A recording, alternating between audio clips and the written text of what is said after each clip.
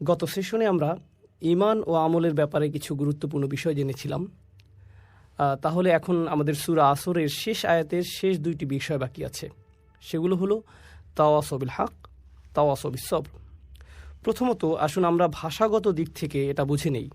আল্লাহ এখানে বলতে পারতেন ওয়া তাওয়াসও বিল হক ওয়াস সবর, এখানে এভাবে বললেও এ দিয়ে একই অর্থ বোঝাতো। এমনকি এর চেয়ে আরেকটু বেশি গুরুত্ব দিয়ে এভাবে বললেও হতো যে ওয়া তাওয়াসও বিল হক ওয়া বিস সবর, এটা আগেরটার চেয়ে বেশি গুরুত্ব বোঝায়।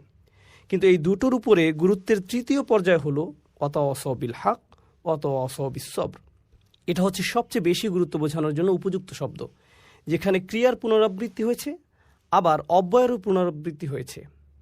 কেননা খুব কম কথায় কোনো কিছু বোঝাতে চাইলে শুধু একবার ক্রিয়া উল্লেখ করলেই চলে, অব্যয়ের পুনরাবৃত্তি করার প্রয়োজন নেই। আবার ক্রিয়ারও পুনরাবৃত্তি করার প্রয়োজন নেই। কিন্তু যেহেতু এখানে পুনরাবৃত্তি করা হয়েছে, তাই এই দুইটি বিষয়ের গুরুত্ব আলাদাভাবে তুলে ধরা হয়েছে। এগুলো কতটা তাৎপর্যপূর্ণ তাই এখানে বোঝানো হয়েছে। তার উপর আরও একটি বিষয় হচ্ছে, আমরা সূরা আসরের পূর্বের পাঠগুলোতে আপনাদেরকে কয়েকবার বলেছি, যখন আমরা বলি আমিলুস সলিহাত, তারা সৎ কাজ করে বা তারা ভালো কাজ করে, এই দুটি কিন্তু আমল। সংক্ষেপে বললে এখানে এই দুটিকে আলাদাভাবে বলার প্রয়োজন ছিল না। আপনি যদি বলেন আমিলুস সলিহাত, এর মধ্যে তাওয়াসও বিল হক ও তাওয়াসও বিস সবর এটাও আছে। প্রথমত আমরা এইটুকু বুঝি। দ্বিতীয়ত বলবো আমরা তাওয়াসও বিল হক নিয়ে একটু বিশ্লেষণ করব, আর তারপর আমিলুস সলিহাতের সাথে মিলিয়ে এর অর্থ বুঝব। কারণ এই আয়াত পাঠের উদ্দেশ্য কেবল আলাদাভাবে এর উপাদানগুলো বোঝা নয়, বরং এই উপাদানগুলোর মধ্যকার সম্পর্ক বুঝতে পারাই আমাদের উদ্দেশ্য। সুতরাং আমাদেরকে এ দুটোই বুঝতে হবে। তাহলে আমরা যখন বলি তাওয়াসও বিল হক, প্রথমত ভাষাগতভাবে ওয়াসিয়া বা তাওয়াসি শব্দটি হচ্ছে, আসলে এটা আমরা গত সেশনে আলোচনা করেছিলাম, তাই খুব সংক্ষেপে বলতে গেলে এর মানে হচ্ছে কাউকে কোনো উত্তরাধিকার বা সম্পদ লিখে দেয়া, এভাবেই শব্দটা এসেছে। যখন আপনি কাউকে আপনার সম্পদ লিখে দেন, তখন তার প্রতি আপনার সর্বোচ্চ আন্তরিকতা আর ভালোবাসা থাকে। এমনকি আপনি তাকে কিছু উপদেশ বা ওসিয়ত করে যান, আর যা কিছু আপনি তাদের জন্য রেখে যান তা অবশ্যই তাদের কাছে খুবই মূল্যবান। তাহলে কেউ যখন তাওয়াসি করতে চায়, এই ধরনের উপদেশ করার মধ্য দিয়ে তা প্রকাশ পায়। এটা ইখবার থেকে আলাদা। ইখবার বা ইলান কিংবা তালি, যখন আপনি কাউকে কিছু বলেন কিংবা কাউকে কিছু শিখান বা কারোর সাথে কোনো ব্যাপারে আলোচনা করেন, কাউকে কিছু বলেন, এগুলো তাওয়াসি নয়। তাওয়াসি এর মধ্য দিয়ে কারো প্রতি ভালোবাসা, আন্তরিকতা প্রকাশ পায়। আপনি কারোর সাথে এমনভাবে কথা বলেন যা দিয়ে তার প্রতি সত্যিকারের উদ্বিগ্নতা প্রকাশ পায়, আর আপনার মনে হয় যেন আপনার সময় শেষ হয়ে আসছে, আপনি সব সম্পদ রেখে চলে যাবেন, আপনার খুব বেশি সময় নেই, তাহলে আপনাকে তাড়াতাড়ি করতে হবে, আমাকে এই সব কিছু তোমার কাছে বুঝিয়ে দিতে হবে, আমি এখান থেকে চলে যাওয়ার আগেই যেন তুমি সব কিছু বুঝতে পারো। এটাই হলো তাওয়াসি এর মর্মার্থ। এরপর বিল হক শব্দটিকে আমরা তিনভাবে বুঝতে পারি, আর এগুলোর প্রত্যেকটি মিলেই এই পুরো বাক্যটির অর্থ বোঝা যায়। প্রথমত, এই শব্দের শুরুর বা, এটাকে আমরা ক্রিয়ার বিশেষণ হিসাবে নিতে পারি। এটা একটা ক্রিয়া বিশেষণাত্মক বাক্য হতে পারে। বাংলা করলে এর মানে দাঁড়ায় তারা একে অপরকে উপদেশ দেয়, তারা তাওয়াসি দেয়, তারা একে অপরকে উৎসাহিত করে। এটা হলো সরল অনুবাদ। তারা একে অপরকে সর্বোচ্চ আন্তরিকতার সাথে উপদেশ দেয়, সত্যিকার ভাবেই, সত্যের সাথে বা সত্যের দিকে না বলে, সত্যের সাথে বা সত্যের দিকে না বলে আমি এর অনুবাদ করেছি সত্যিকার ভাবেই। আমি শব্দটিকে ক্রিয়া বিশেষণ হিসাবে নিয়েছি। অর্থাৎ যখন তারা একে অপরকে উপদেশ দেয়, তারা সত্যিকার অর্থে সেই উপদেশটি দেয়। তারা বিষয়টিকে হালকাভাবে নেয় না বা উপদেশ দেওয়ার সময় সংকোচ বোধ করে না, এবং উপদেশ দেওয়ার ক্ষেত্রে তারা প্রকৃত অর্থে সৎ এবং আন্তরিক। অনেক সময় এমন হয়, যখন আপনি কাউকে উপদেশ দিতে যান, তাকে সত্যিটা পুরোপুরিভাবে বলার আগে আপনি দুইবার ভাবেন, কারণ আপনি তখন ভাবেন কি জানি সেটা শুনে আবার কি ভাববে। আপনি সত্যিটা জানানোর প্রতি পুরোপুরি সৎ নন। কিন্তু এখানে আমরা দেখছি যে যেহেতু এটা ক্রিয়া বিশেষণাত্মক বাক্য, বিল হক শব্দটি হালও হতে পারে। আমরা এখানে দেখতে পাচ্ছি যেভাবে আপনি এই উপদেশটি দিবেন তা হবে পুরোপুরি সত্যিকার ও আন্তরিক। এতে আন্তরিকতা থাকবে, এতে পুরোপুরি সততা থাকবে। এটা হলো প্রথম বিষয়। বাংলা ভাবার্থ করলে বিল হকের আরও একটি অর্থ হতে পারে সত্যের সাথে। আর এখানে আমরা বেশ কয়েকজন সাহাবীর তাফসির দেখতে পাই যারা বলেছেন সত্য বলতে এখানে, যেমন কাতাদা বলেছেন সত্য বলতে এখানে কোরআন বোঝানো হয়েছে, বা সত্য বলতে এখানে তাওহীদ বোঝানো হয়েছে, বা ওয়াহি বোঝানো হয়েছে, কিংবা রাসূল সাল্লাল্লাহু আলাইহি সাল্লামের উত্তরাধিকারকে বোঝানো হয়েছে। এ থেকে আমরা যা বুঝতে পারি তা হলো যখন আপনি কাউকে কোনো উপদেশ দিবেন, আপনি তাকে কোরআনের মাধ্যমে উপদেশ দিবেন। অর্থাৎ যখন আপনারা একে অপরকে উপদেশ দিবেন, আপনি কিসের দ্বারা উপদেশ দিবেন? একটি আয়াতের মাধ্যমে। আপনি রসুল সাল্লাল্লাহু আলাইহি সাল্লামের হাদিস দিয়ে উপদেশ দিবেন। এই অবস্থায় থাকলে তিনি কি করতেন? এই অবস্থার ব্যাপারে তিনি কি বলেছেন? আল্লাহ এই ব্যাপারে কি বলেছেন? কেউ হয়তো জীবনের আশা হারিয়ে ফেলেছে, আপনি কিভাবে তাকে তাওয়াসি বিল হক দিবেন? আপনি বলবেন, ইয়া আখি, ইয়া ইবাদি আল্লাযীনা আসরাফু আলা আনফুসিহিম লা তাকনাতু মির রাহমাতিল্লাহ। তুমি কি জানো না আল্লাহ বলেছেন, হে আমার বান্দাগণ, যারা নিজের উপর বাড়াবাড়ি করেছ, আল্লাহর রহমত থেকে নিরাশ হয়েও না।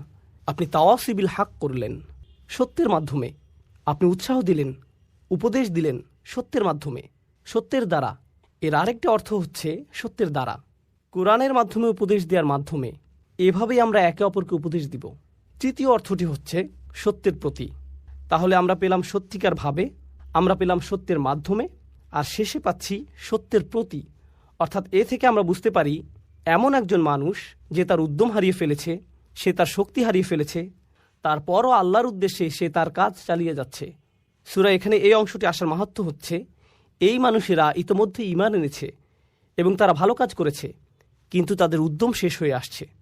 সুতরাং আপনাকে তাকে মনে করিয়ে দিতে হবে, দেখো, তোমাকে এই সত্যের মুখোমুখি হতে হবে। আমাদের সবাইকে আল্লাহর সামনে দাঁড়াতে হবে। এই চূড়ান্ত সত্যটা ভুলে যেও না। আপনাদের একে অপরকে উপদেশ দিতে হবে, একে অপরকে স্মরণ করিয়ে দিতে হবে যে আমাদের উদ্দেশ্যটি কী ছিল। কারণ এখানে ইলা শব্দটির যে অর্থ আমরা পাই, এখানে এটার অর্থ হলো তাদের এই সকল কর্মের আসল উদ্দেশ্যের প্রতি আপনি তাদেরকে স্মরণ করিয়ে দিন। তাহলে আমরা তাওয়াসি বিল হক এ আয়াতের বা এর মাহাত্ম্য জানলাম। আল হক শব্দটিরও তিনটি তাৎপর্য রয়েছে। তাহলে আমরা বা এর তিনটি মাহাত্ম্য জানলাম। এবার আমরা আল হক শব্দের তিনটি মাহাত্ম্য জানব। ভাষাগতভাবে আল হক শব্দটি দিয়ে বোঝানো হয় এমন কিছু যা আপনি নিশ্চিতভাবেই সত্য হিসেবে জানেন। এর জন্য আপনাকে আলাদাভাবে বলতে হয় না, আপনার অন্তর থেকে আপনি বিশ্বাস করেন এটাই সত্যি। তাহলে এখানে বলা হচ্ছে, যখন তারা একে অপরকে উপদেশ দেয়, তারা এমন কিছুর প্রতি উপদেশ দেয় যা তারা সত্য হিসেবেই জানে। তাদেরকে এই ব্যাপারে আলাদাভাবে বলতে হয় না, মন থেকেই তারা জানে তাদেরকে যা বলা হচ্ছে তাই সত্য। এটা হচ্ছে আল হক এর প্রথম অর্থ। দ্বিতীয় অর্থ হচ্ছে এমন বিষয় যা দলিলের মাধ্যমে প্রমাণ করা যায়। অর্থাৎ আপনি তাদেরকে এমন বিষয় বললেন, তারা শুনে বলবে, আমি তো এরকম কিছু কখনো শুনিনি, আমার এটাকে সত্য মনে হচ্ছে না। হতে পারে তারা এটা শুনে সত্য মনে করবে, আবার এমনও হতে পারে তারা বলবে, আমি নিশ্চিত নই, আমি এরকম কথা কখনো শুনিনি। তখন আপনি তাদেরকে কি বলবেন? দলিল।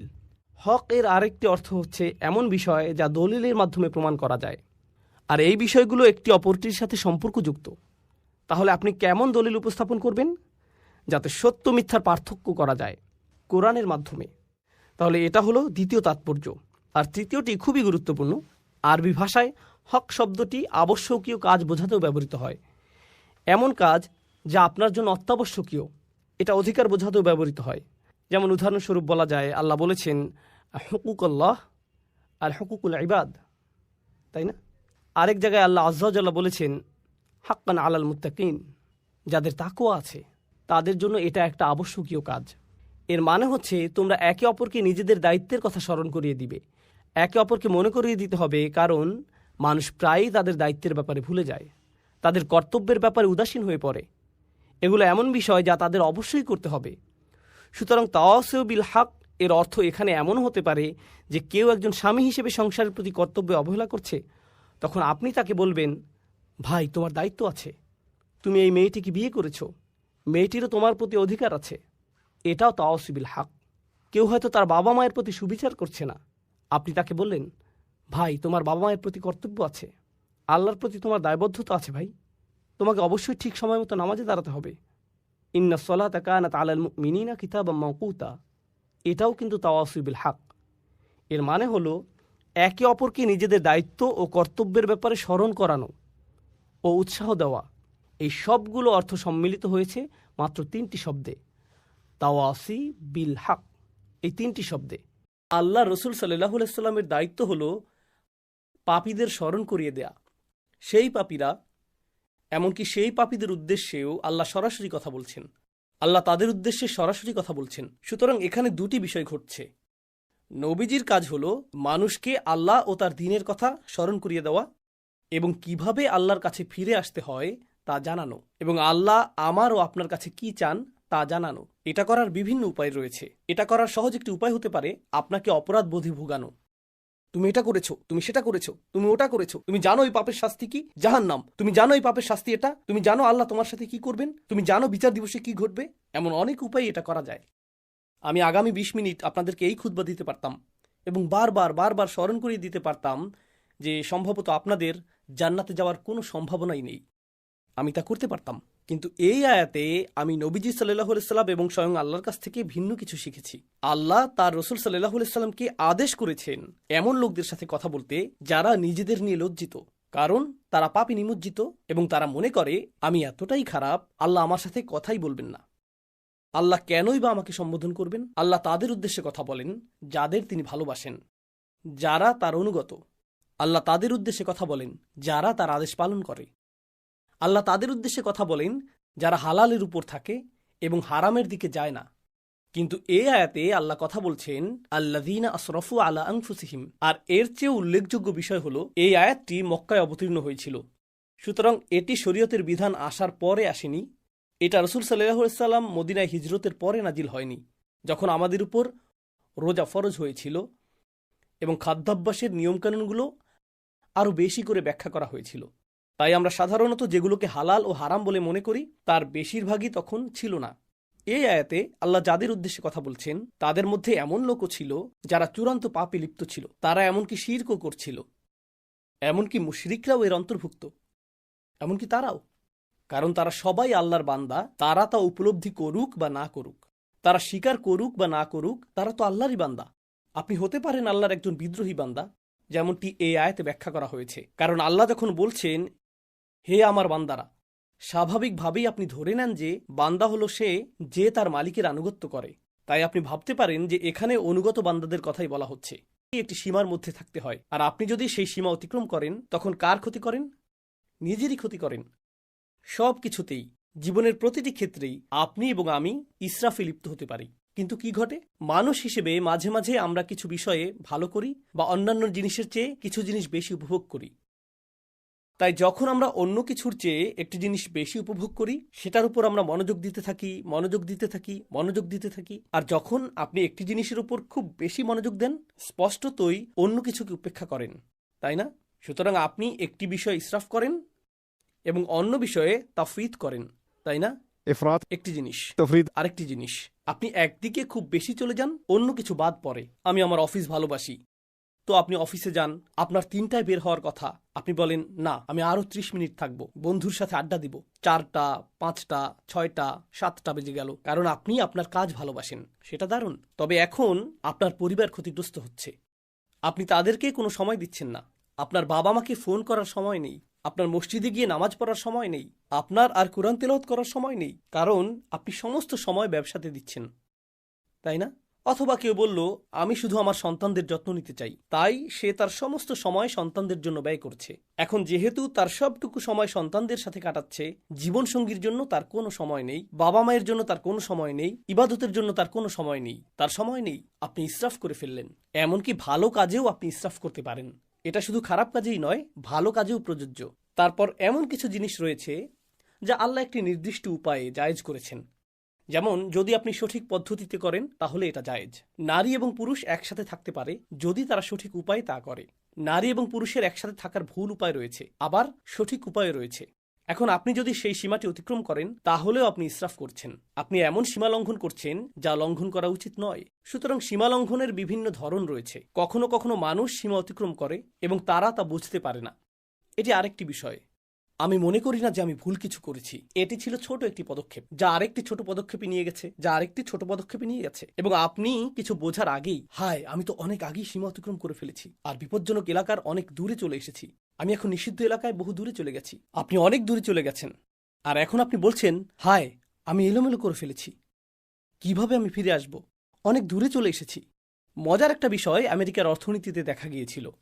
যখন কয়েক বছর আগে সাবপ্রাইম মর্টগেজ সংকট হয়েছিল, তখন বলা হচ্ছিল ব্যাংকগুলো এতটাই বড় যে তা ব্যর্থ হতে পারে না, অথবা গাড়ি কোম্পানিগুলো এতটাই বড় যে ব্যর্থ হতে পারে না। অর্থাৎ তাদের ব্যর্থতা এতটাই বড় যে নিরুপায় হয়ে তা মেনে নিতে হবে। এর থেকে ফিরে আসার আর কোনো উপায় নেই। তাই আসো এই ফুটো বালতিতে আরও টাকা ঢালি, তাই না?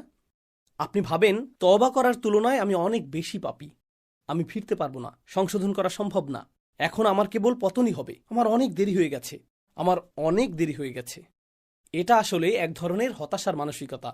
তো আল্লাহ আমাকে এবং আপনাকে নিজেদের ক্ষতি করা থেকে রক্ষা করার জন্য প্রথম যে কথাটি বলেছেন, লা তাকনাতু মির রহমাতিল্লাহ, আল্লাহর পক্ষ থেকে আসা ভালোবাসা ও যত্ন থেকে আশাহত হয়েও না।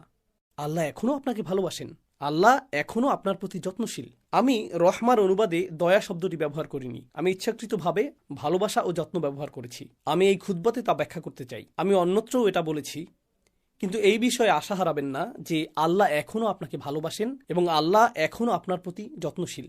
إن الله يغفر الذنوب جميعا কোনো সন্দেহ নেই আল্লাহ সমস্ত পাপকে একসাথে ক্ষমা করে দেবেন, এর সবগুলো, তিনি সবকিছু মুছে দেবেন, সবকিছু ঢেকে দেবেন। إن الله يغفر الذنوب جميعا إنه هو الغفور الرحيم। কিভাবে তিনি তা করতে পারেন? আল্লাহ বলেছেন এর কারণ একমাত্র তিনিই ভুল ত্রুটির অতিশয় মার্জনাকারী এবং তিনিই সর্বদা প্রেমময় ও যত্নশীল। এটাই প্রথম চিকিৎসা যা আমার প্রয়োজন। দ্বিতীয়টি, আর এই সব কিছু আমি আপনাদের সাথে শেয়ার করছি কারণ আমরা মনে করি রমজান মাস হলো আল্লাহর কাছে প্রত্যাবর্তনের মাস, তাই না? আর রমজানের 2/3 চলে গিয়েছে। এখন আপনাদের অনেকেই ভাবছেন, হায়, রমজানে তো আমি কিছুই করিনি। এত বড় একটা সুযোগ ছিল, রমজানের প্রস্তুতি নিয়ে, রমজানকে সর্বোচ্চ কাজে লাগানো নিয়ে এত আলোচনা হলো, এখন 20টিরও বেশি রোজা চলে গেল, আমি কিছুই করতে পারিনি। আমি এমনকি নামাজও কাজা করেছি, আমি আমার খারাপ অভ্যাসগুলো ছাড়তে পারিনি, আমি শুধু ভুল করেই চলেছি। আর এখন রমজান মাস প্রায় শেষ, কিন্তু আত্মতৃপ্তি লাভ করার মতো আমার কিছুই নেই। ঠিক যেমন আমরা বলি আত্মতৃপ্তি লাভ করার মতো আমার জীবনে কিছুই নেই, আমি সব নষ্ট করে ফেলেছি। এখন আমরা রমজানের ক্ষেত্রেও সেটাই বলছি। রমজান হলো এক মাসে আমাদের জীবনের সারসংক্ষেপ, আর রমজানের এই 2/3 শেষ হয়ে যাওয়াটা অনেকটা এরকম, আমার জীবনের অনেকটা সময় চলে গেছে, এখন আমি কি করতে পারি, তাই না? প্রতিবার শেষ 10 রাতে আপনি শুনেন যে আপনাকে আরো বেশি কিছু করতে হবে, আরো বেশি করতে হবে। আমি ভাবছি আমি তো ন্যূনতম বাধ্যবাধকতাও পূরণ করছিলাম না, আর এখন আরো বেশি করতে হবে। বাদ দেই, আমি আর এর মধ্যে নেই, আমার অনেক দেরি হয়ে গেছে। এটা ভালো মানুষদের জন্য, এই শেষ 10 দিন এবং এই সমস্ত প্রণোদনা, এগুলো ভালো মানুষদের জন্য। আমি তো এই দলেই পড়ি না। প্রথমত, আল্লাহর রহমতের উপর আশা হারাবেন না। আল্লাহ ক্ষমাশীল। বলবেন না, রমজানের প্রথম 20 দিনে আমি কতই না খারাপ কাজ করেছি, হঠাৎ করেই আল্লাহ কেন এটা মেনে নেবেন যে আমি শেষ 10 রাতে ভালো হয়ে গেলাম? কেন তিনি এটা মেনে নেবেন? এটা ঠিক যেন আমাদের জীবনের শেষে অবস্থা। আমরা যদি জীবনের বেশিরভাগ অংশ পাপে কাটিয়েও থাকি, আল্লাহ তবুও আমাদের সব কিছু পরিবর্তন করার, ফিরে আসার একটি সুযোগ দিচ্ছেন। তারপর তিনি বলেছেন দ্বিতীয় বিষয়টি হলো وأنيبوا إلى ربكم। সর্বান্তকরণে ফিরে আসো। الإنابة العودة إلى الله قلبا। যখন আপনি অন্তর দিয়ে আল্লাহর দিকে ফিরে আসেন, একেই বলা হয় ইনাবাহ। অন্তর থেকে আপনার প্রভুর কাছে ফিরে আসুন। এটা গুরুত্বপূর্ণ, তার কারণ এর মানে আপনি বাকি সবার কথা শোনা বন্ধ করুন। তার কথা শোনা বন্ধ করুন যে বলে তুমি কখনো ভালো হবে না, আল্লাহ তোমাকে কখনো ক্ষমা করবেন না। আপনার জীবনে এমন লোক আছে যারা এমন কথা বলে থাকে, আল্লাহ তোমাকে কখনো ক্ষমা করবেন না। এমন মানুষ আছে যাদেরকে আপনি দেখেন এবং বলেন, আরে ওই ব্যক্তি আল্লাহর কতই না নিকটবর্তী, আর আমি যখন নিজেকে তার সাথে তুলনা করি, নিজেকে খারাপ মানুষ মনে হয়, কারণ উনি আসলে একজন ভালো মানুষ। তার সাথে আমার তুলনা হয় না, তার সাথে আমার তুলনা হয় না, তাই না? তো তারা আপনাকে ছোট না করলেও আপনি তাদের সব ভালো কাজ করতে দেখেন আর নিজের দিকে তাকিয়ে বলেন, এসব করে লাভ কি, আমি কখনোই ওই ব্যক্তির পর্যায়ে পৌঁছতে পারবো না। কোনো একজন এসে বলল, মাশাআল্লাহ, আলহামদুলিল্লাহ, আমি এই মাসে দ্বিতীয়বারের মতো কোরআন খতম করলাম, আর আপনার অবস্থা এমন, আমি তো ফাতিহাও পড়িনি। কিন্তু আপনি তা আর বলেন না। আপনি এমন যে আমি কখনোই এই মানুষগুলোর নাগাল পাবো না, এই লোকেরাই জান্নাতে যাবে। আমি তো মনে হচ্ছে রাস্তার অন্য পাশে রয়েছি, বিপরীত দিকে এগিয়ে যাচ্ছি, তাই না? না, আল্লাহ বলছেন তোমার রবের কাছে ফিরে এসো, অন্য মানুষের দিকে তাকিও না। শুধু তুমি তোমার হৃদয়কে শুধু তোমার রবের দিকে ফিরাতে হবে, আর অন্য সবার প্রতি মনোযোগ দেওয়া বন্ধ করো। এটা কোনো প্রতিযোগিতা নয়, এটা কোনো প্রতিযোগিতা নয়। কয়জন 8 রাকাত পড়েছে, কয়জন 20 রাকাত পড়েছে, তুমি কয়টি কিয়ামুল লাইল আদায় করেছো, তুমি কয় রাকাত তাহাজ্জুদ পড়েছো, এটা কোনো প্রতিযোগিতা নয়। এটা কোনো প্রতিযোগিতা নয়, এটা অন্য কারোর সাথে তুলনা নয়। এখন আপনাকে শুধু নিজেকেই ফিরিয়ে আনতে হবে। أنيبوا إلى ربكم وأسلموا له من قبل أن يأتيكم العذاب। তার সামনে নিজেকে সঁপে দাও, শাস্তি আসার আগে, অনেক দেরি হওয়ার আগে। অর্থাৎ আল্লাহ বলছেন এখনো খুব বেশি দেরি হয়ে যায়নি, অনেক দেরি হবে যখন শাস্তি চলে আসবে, যার অর্থ হলো যখন আপনার মৃত্যু আসবে এবং তারপরে বিচার দিবস চলে আসবে। তা এখনো আসেনি, তাই আপনার জন্য এখনো দেরি হয়ে যায়নি। অন্যভাবে আল্লাহ একথা বলছেন যে তোমার কাছে সময় আছে। অন্যভাবে আল্লাহ একথা বলছেন যে তোমার আশা এখনো শেষ হয়নি। وأسلموا من قبل أن يأتيكم العذاب ثم لا تنصرون. তখন তোমাদেরকে আর সাহায্য করা হবে না। তখন আর সাহায্য করা হবে না। এটা কেবল হুমকি নয়, বরং উৎসাহও বটে। কারণ আল্লাহ যদি বলেন তখন তোমাকে সাহায্য করা হবে না, এর মানে এখন তোমাকে সাহায্য করা হবে। এখন তোমাকে সাহায্য করা হবে, তখনই কেবল তোমাকে সাহায্য করা হবে না। তো এই মুহূর্তে আল্লাহ তোমাকে সাহায্যের প্রস্তাব দিচ্ছেন। আল্লাহ আমাকেও সাহায্যের প্রস্তাব দিচ্ছেন। সুম্মা লা তুনসরুন।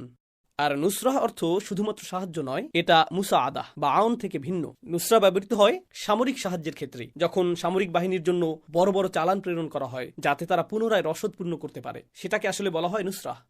অথবা যখন কোনো সেনাবাহিনীর আক্রমণের শিকার হবার উপক্রম হয়, অথবা তারা শত্রুর সাথে সম্মুখ যুদ্ধ করে এবং পাহাড়ের ওপর থেকে শক্তি বৃদ্ধিকারী দল আসে, সেটাই নুসরাহ। নুসরা আসলে বড় সাহায্য। এটা শুধু ছোটখাটো সামান্য সাহায্য নয়। আল্লাহ আপনাকে এমনভাবে সাহায্য করবেন যা হবে ব্যাপক শক্তিপূর্ণ এবং বিজয় আনয়নকারী। তারপর তিনি বলছেন, واتبعوا أحسن ما أنزل إليكم من ربكم.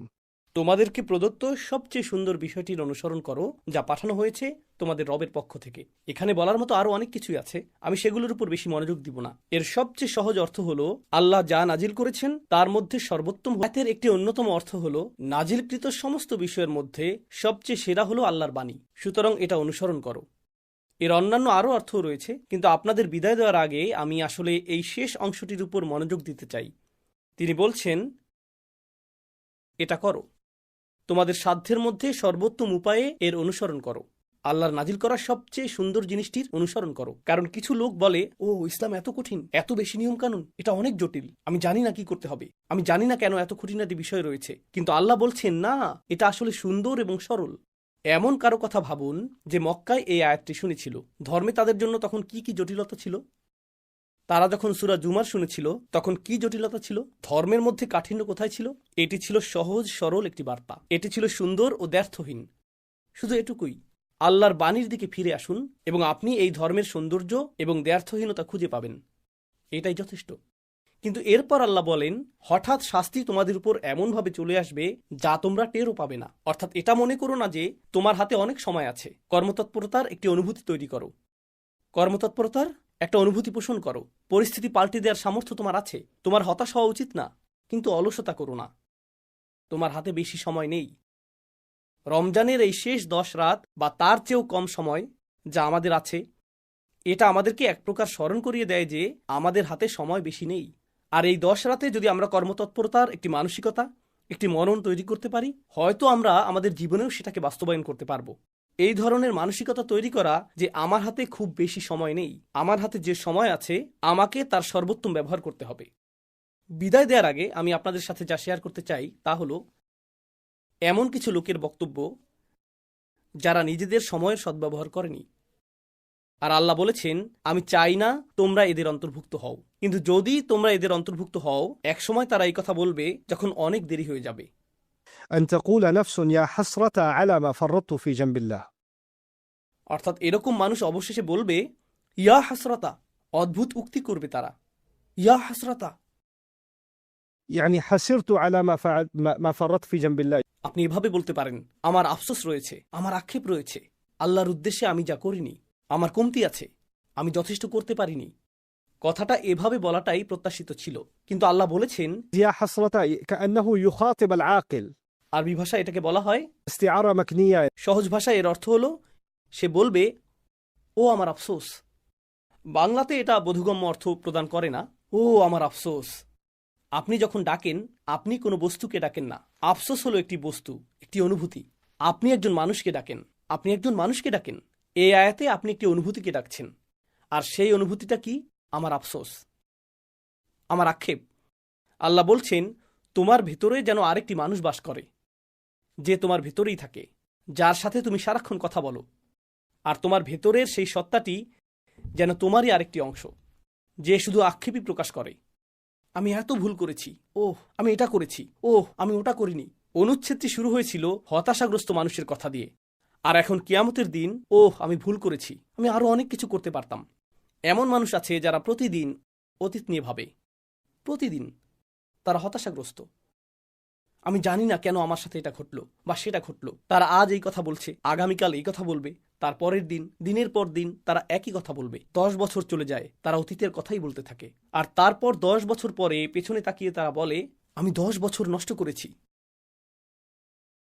এটাই তারা বলে। على ما فرطت في جنب الله يا حسرة على ما তারা তাদের আক্ষেপের সাথে কথা বলছে, তারা তাদের ভেতরের আক্ষেপের সাথে ক্রমাগত কথোপকথন চালাচ্ছে। তারা অন্য কারোর সাথে কথা বলতে চায় না। আপনি যদি আপনার আক্ষেপের সাথে কথা বলেন, আপনি আল্লাহর সাথে কথা বলতে পারবেন না। আপনাকে বেছে নিতে হবে আপনি কার সাথে কথোপকথন করতে চান। কথোপকথনের জন্য আল্লাহ আপনাকে বেছে নিতে চান, আর আপনি কথোপকথনের জন্য নিজের আক্ষেপকে বেছে নিচ্ছেন। থামুন, কারণ আপনি যদি নিজের মন না বদলান, একটা সময় আসবে যখন চিরকাল আপনাকে সেই কথোপকথনই চালিয়ে যেতে হবে। আল্লাহ আমাকে এবং আপনাকে এর থেকে হেফাজত করুন। না হলে আমাদেরকে চিরকাল শুধু আমাদের আক্ষেপের সাথে এভাবে কথা বলতে হবে। على ما فرطت في جنب الله কত বিষয় আমি কমতি করেছি। তাফরিদ অর্থ আমি আরও করতে পারতাম, কিন্তু আমি ন্যূনতমটুকু পূরণ করিনি, আমি যথেষ্ট করিনি। অর্থাৎ আল্লাহ এটাও বলছেন না যে সবচেয়ে ভালো সর্বোত্তমটা করো এবং শ্রেষ্ঠত্ব অর্জন করো। না না না, শুধু তাফরিদ করো না। তাফরিদ হলো যখন ন্যূনতম একটি সীমা থাকে, যেমন স্কুলে পাশ করার ন্যূনতম নাম্বার থাকে, তাই না? ন্যূনতম পাস নাম্বার ধরি এটা 33, সেক্ষেত্রে আপনি যদি 32 পান সেটাই তাফরিদ, তাই না? যদি তা অতিক্রম করেন, পরীক্ষায় পাশ করেন, আপনি নিরাপদ। আমি তো সহজেই পার হতে পারতাম, এটা কঠিন ছিল না, আমার কাছে তো খুব বেশি চাওয়া হয়নি।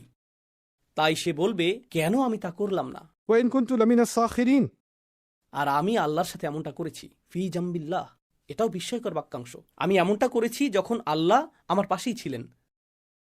অর্থাৎ আল্লাহ আমাকে উৎসাহ দিতে পাশে ছিলেন, আল্লাহ আমাকে সাহায্য করতে পাশে ছিলেন। আল্লাহ কখনো আমাকে ছেড়ে দেননি, আমি আল্লাহকে ছেড়ে দিয়েছি। আমি ছেড়ে দিয়েছি, তিনি ছাড়েননি। তিনি সর্বদা আমার পাশে ছিলেন। ফি জাম্বিল্লাহ, ঠিক আমার পাশেই ছিলেন। জাম শব্দটি আসলে প্রতিবেশী বোঝাতে ব্যবহৃত হয়, والصاحب بالجنب في القرآن مثلا তাই না? আল্লাহ ঠিক আমার পাশেই ছিলেন, কিন্তু আমি গুরুত্ব দেইনি, আমি কোনো পদক্ষেপ নেইনি।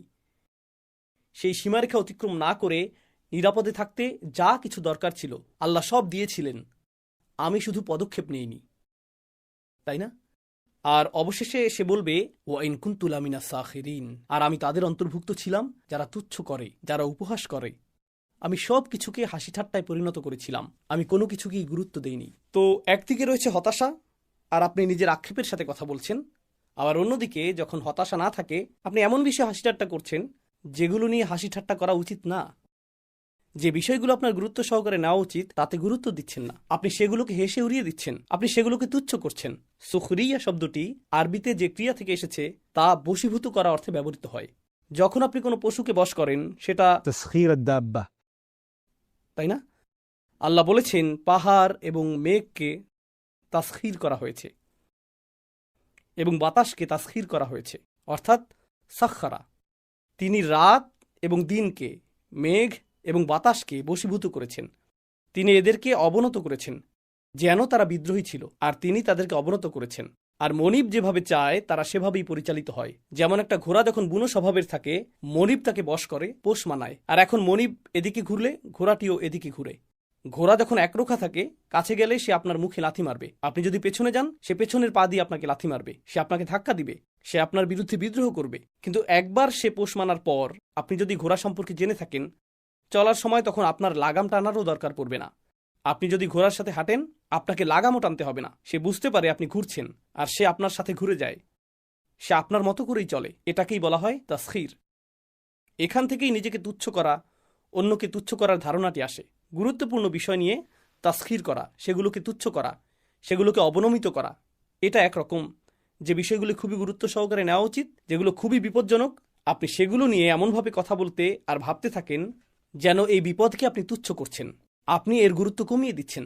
আর অবশেষে মানুষ এরকম কথা বলে, আমি আরও করতে পারতাম, আমি বিষয়গুলোকে গুরুত্ব দিতে চাইনি, আমি এমন হতে চেয়েছি, যারা বলে আমি এগুলো থেকে দূরে থাকতে চাই। আজকে সর্বশেষ একটা বিষয় শেয়ার করতে চাই। সম্প্রতি একজন আমাকে জিজ্ঞেস করেছে কিভাবে আমি একজন কিশোরকে ইসলামে আকৃষ্ট করতে পারি। আমাকে বলেছে আপনার সময় 30 সেকেন্ড, বলুন কিভাবে একজন কিশোরকে ইসলামের প্রতি আকৃষ্ট করা যায়। আমি বললাম আপনি কি বলছেন, মাত্র 30 সেকেন্ড? কেন? কারণ যখনই আমি তাদেরকে ইসলামের কথা বলি তারা চোখ ঘুরিয়ে নেয়। আমারও ইসলামিক বয়ান, কখন যে বাবা থামবে, আমার মা তো আসলেই আমি কি এখন যেতে পারি? হ্যাঁ, কথাটা ভালো ছিল, ধন্যবাদ। হ্যাঁ, বুঝেছি, আমরা সবাই জাহান্নামে যাব। ধন্যবাদ। নির্লিপ্ত একটা ভাব, এক ধরনের গুরুত্বহীনতা। আমি এতে যুক্ত হতে চাই না। কেন আপনি এটা নিয়ে আমাকে বিরক্ত করছেন? কেন আপনি আমাকে মসজিদে টেনে আনছেন? আমি কি আমার ফোনটা নিতে পারি? আমি কি মোবাইল গেমিং ডিভাইস নিয়ে পেছনে বসতে পারি? কারণ আমি এই বিষয়ে চিন্তা করতে চাই না। আর জানেন, এটাই একটা লাইফস্টাইলে পরিণত হয়। এবং এটা শুধু কৈশোরেই সীমাবদ্ধ থাকে না, সে বেড়ে ওঠে। শেষ পর্যন্ত সেই মানুষটি বলে, আমি কখনোই কিছুকে গুরুত্ব দিইনি। আর আল্লাহ বলছেন, আমি চাই না তুমি এমন ব্যক্তিতে পরিণত হও যে বেশ দেরি হয়ে যাওয়ার পর যে ব্যক্তি শেষ মুহূর্তে এসে বলে, আমি আরো ভালো করতে পারতাম, আমি ন্যূনতম বিষয়গুলো পালন করতে পারতাম। আর আমি সর্বদা এমন মানুষ ছিলাম যে কখনো কিছুকে গুরুত্ব দেয় না। আমি শুধু এমন লোকদের সাথে যোগ দিয়েছি যারা গুরুত্ব দিয়ে ভাবে না। কারণ মিনা সাখিরিন অর্থ একটা দলে যোগ দেওয়া। মিনা সাখিরিন অর্থ এমন মানুষ যারা সব কিছুকে তুচ্ছ তাচ্ছিল্য করাকে মনে করে রুচিশীলতা। আপনারা হোয়াট এভার গ্রুপ সম্পর্কে জানেন। হ্যাঁ, হোয়াট এভার। ধর্ম আমার কাছে অতিরিক্ত, আমি এর বাইরে, আমি এর ঊর্ধ্বে। মুখের অভিব্যক্তি প্রকাশ করে আপনি কত কম গুরুত্ব দেন। যে বক্তব্য দেওয়া হয়, অথবা আপনার বাবা মা বা ইমাম যে উপদেশ দেন, অথবা কোরআন যা বলে, সেই চাহনি। আর আপনি অন্য কাউকে সেই চাহনি দিতে দেখে বলেন, আরে লোকটা তো কুল, এমনকি আল্লাহকেও ভয় করে না। আমি ওর মতো হতে চাই, আমি কুল লোকদের সাথে থাকতে চাই। তো তারা হয়ে যায় একদল সাখেরিন। আর সে বলে, আমি তাদের মধ্যে ছিলাম যারা সাখেরিন। এটা এরকম যে আমি নিজের স্বতন্ত্র সত্তা হারিয়ে ফেলেছিলাম। আমি শুধু নির্বোধ সঙ্গীর সাথে বেছে নিয়েছিলাম। আর যত বেশি সময় আমি তাদের সাথে কাটালাম, আমি তাদের একজন হয়ে উঠলাম। আমি তাদের সাথে যোগ দিয়ে তাদের একজন হয়ে উঠলাম। আর এই স্বীকারোক্তি কিয়ামতের দিন সে প্রদান করবে। আল্লাহ আমাদেরকে এরকম হওয়া থেকে হেফাজত করুন। আল্লাহ আমাদের সন্তানদেরকেও এরকম হওয়া থেকে হেফাজত করুন। আমি আরও দোয়া করি আল্লাহ যেন আমাদেরকে আক্ষেপকারী মানুষে পরিণত না করেন, কারণ আমরা রমজানের শেষ কয়েকদিন বা শেষ কয়েক সপ্তাহের পূর্ণ সদ্ব্যবহার করিনি। তাই সামনে আসন্ন দিনগুলোর পুরোপুরি সদ্ব্যবহার করুন। এটা মনে করবেন না যে রমজান মাস শেষের দিকে। নিজের জন্য আপনার ভাবা উচিত, আজকে থেকেই রমজান শুরু হয়েছে। এভাবেই আপনার ভাবা উচিত, রমজান এইমাত্র শুরু হয়েছে। আর আপনি মনে করবেন এবছর রমজান মাস 30 দিনের না, এটা শুধু এই 9 দিনের। এটুকুই যথেষ্ট। আর এই মনোভাব অক্ষুণ্ণ রাখুন। আল্লাহ আপনাকে সেই শক্তি, প্রেরণা এবং সামর্থ্য দান করুন যাতে আপনি সর্বোচ্চ চেষ্টা করতে পারেন এবং নিজের কল্যাণ লাভের উদ্দেশ্যে নিজেকে পরিবর্তন করতে পারেন। بارك الله لي ولكم في القرآن الحكيم ونفعني وإياكم بالآيات والذكر الحكيم.